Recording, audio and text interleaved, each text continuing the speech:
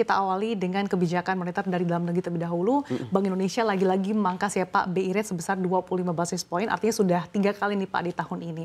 Nah sebetulnya ini sudah price in atau seperti apa sih Pak, dan bagaimana dampaknya ke pasar keuangan tanah air? Ya sebenarnya kalau pelaku pasar sih masih mengharapkan 1 kali lagi ya. Nanti mungkin bisa di kuartal keempat ya untuk pemangkasan. Kenapa? Karena memang ada beberapa standpoint yang saya kira juga sudah cukup baik disampaikan oleh Pak Peri ya.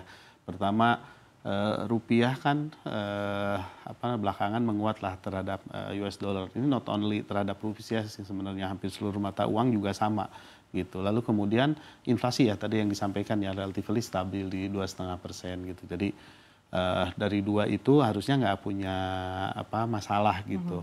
Nah, tambahan lagi itu pertumbuhan ekonomi kita kan diprediksi di bawah 5%. Ya. Nah, untuk membantu ke pertumbuhan ekonomi diturunkanlah suku bunga itu. Jadi saya kira 3 alasan itu sih. Oke, jadi ini yang membuat Bank Indonesia memangkas supaya pertumbuhan ekonomi Indonesia tetap terjaga ya Pak. Meskipun outlook-nya beberapa lembaga internasional memperkirakan akan di bawah 5%. Di bawah 5%. Tapi dampaknya gimana sih Pak terhadap pemangkasan 25 basis point ini kepada pasar keuangan tanah air kita? Apakah memang disambut cukup positif? Ya, saya kira kalau kita lihat tren dana asing dulu deh ya. Dana asing tuh ke obligasi kita belakangan cukup deres gitu ya. Year to date itu sepanjang tahun ini itu sudah masuk sekitar 3 miliar US dollar atau sekitar mungkin 50 triliun ya. 50 triliun ini 3,5 60 triliunan. Nah, ini angka yang cukup lumayan besar gitu ya. Nah, jadi kelihatan memang ada appetite masuk ke emerging market tadi ya, dari developed market gitu. Namun memang kalau pasar keuangan yang lain, contohnya saham, itu kan terdapat net redemption sekitar 50 triliun. Jadi di net off mungkin masih ada 10 triliun ya masuk dari obligasi gitu. Nah, saham ini kan sempat turun ya, meskipun sekarang sudah balik lagi ke level 7.200-an ya gitu. Jadi saya kira rupiahnya membaik, bondnya membaik, pasar sahamnya juga membaik meskipun belum masuk aliran ke pasar saham. Oke, kalau dari segi dana asing kebanyakan masuk ke obligasi, sementara pasar saham belum pulih sepenuhnya ya Pak. Apakah artinya ini pelaku pasar belum percaya diri untuk masuk ke aset-aset berisiko Pak? Ya saya kira dari luar ya betul ya, belum ya untuk ke saham. Mereka masuknya duluan ke obligasi dulu. Nah, yang penopang di saham ini kan sebenarnya investor retail lah, kita udah tahu dari dulu gitu. Kalau untuk obligasi sendiri Pak, seperti apa sih daya tariknya Pak? Obligasi ini kan kalau kita ingat tahun lalu itu asing tuh masuknya ke yang pendek, ke SRBI ya, yang sertifikat rupiah Bank Indonesia itu. Nah, sekarang kan mereka nggak masuk ke sana, mereka menjual itu. Mereka pindah ke yang panjang, ke government bond kita. Nah, obligasi pemerintah kita yang 10 tahun tuh sempat di atas 7%, sekarang sudah di level 6,5%. Ada peralihan ke tenor lebih panjang? Ada peralihan ke tenor lebih panjang, artinya itu kan menunjukkan confidence yang lebih tinggi. Biasanya orang kalau lagi pasarnya volatilitasnya tinggi, cenderung akan memendekkan durasi dari obligasinya. Tapi kalau misalnya dia ngelihat ada kestabilan jangka panjang, dia akan ambil obligasi yang tenornya lebih panjang. Oke, selain sentimen dari dalam negeri, sentimen dari luar negeri tentunya kita juga masih menanti ya Pak, seperti apa kelanjutan negosiasi. Dan yang terakhir memang diputuskan tarif resiprokal Indonesia dari 32% diturunkan ya Pak jadi 19%. Nah, ini bagaimana sih Pak sebetulnya dampak ke pasar keuangan tanah air dan juga persepsi investor melihat penurunan 19% ini? Apakah mungkin publik ataupun pelaku pasar juga sudah cukup puas atau mungkin masih menantikan kelanjutan tarif lagi Pak? Sebenarnya kalau Indonesia Amerika ya, Indonesia tuh kan ekspornya tuh relatif sedikit lah di bawah 10% gitu ya. Jadi terhadap PDB juga cuma 2%. Jadi sebenarnya tuh nggak terlalu terpengaruh gitu. Cuman kan yang kita lihat nih relasi US sama China ya. Ini kalau sama-sama naikin terus, ini akan terjadi inflasi yang lebih tinggi di Amerika gitu. Nah, inflasi di Amerika yang tinggi ini itu akan mengakibatkan suku bunga di sana susah turun, Mbak. Gitu. Nah, kalau susah turun juga ya kita apresiasi ya Gubernur Indonesia nih Pak Ferry cukup berani menurunkan.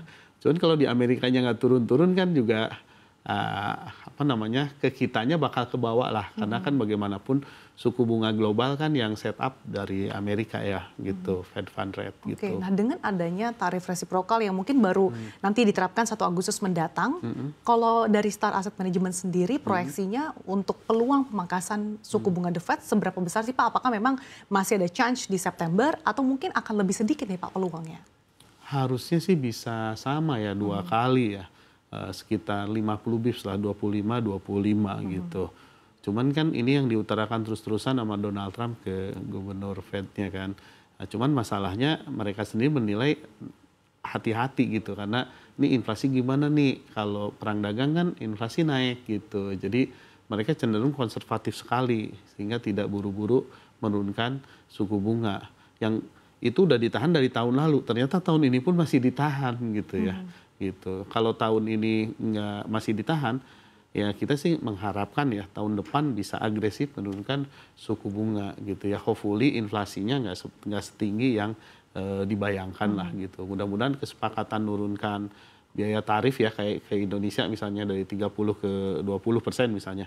Nah itu juga negara-negara lain bisa turun gitu sehingga tidak perang harga lah. Oke, Pak Hanif, kalau dengan kalkulasi jika nanti ada penerapan tarif resiprokal pada Agustus mendatang, masih ada chance bagi pemangkasan suku bunga The Fed 2 kali lagi, 25 basis point mulai September ya Pak. Ini apakah artinya memang ke depannya pelaku pasar ini masih akan cenderung fokus terkait dengan arah kebijakan moneter khususnya dari The Fed atau mungkin lebih ke dampak tarif Trump sendiri Pak ataupun tensi geopolitik? Itu ujungnya ke suku bunga. Perang itu mengakibatkan harga naik, perang tarif mengakibatkan harga naik gitu. Nah, jadi semuanya ada benang merahnya ya Pak? Mengakibatkan inflasi, inflasi mengakibatkan suku bunga susah diturunkan gitu. Meskipun ya kita melihat better daripada yang diutarakan Donald Trump waktu pertama kali ya gitu. Jadi harapan inflasinya bisa lebih turun lah gitu. Oke. Nah di tengah kondisi saat ini daya tarik pasar keuangan kita sendiri seperti apa? Khususnya mungkin pasar saham dibandingkan dengan negara-negara emerging market. Ya pasar saham kita sih memang secara structure sudah lumayan berubah ya. Tadi saya lihat kita kan udah berapa 7.200 ya sekarang ya. Nah, hari ini tuh sudah mau 7.400 bahkan intraday-nya Pak. Intraday-nya tadi ya sudah hampir 7.400, sorry saya koreksi. Dan kalau kita lihat kan 5 besar market kapitalisasi yang paling besar nih, ini banyak diisi sama grup Konglo ya. Ya. Yang nomor satunya malah yang energi terbarukan, brand kan, Barito Renewable Energy itu nomor 1. Kalau saya nggak salah nomor 2 masih BCA ya, Bang. Tapi cuman BCA doang yang nongkrong di 5 besar. Yang ketiganya yang Pak Prayogo Pangestu yang chemical, lalu kemudian ada batu bara, Bayan, sama yang menarik data center. Oke. Nah, ini 5 besar, tapi kan ini mencerminkan kayak ekonomi ke depan ya, data center, energi terbarukan, banks, dan juga petrochemical ya gitu.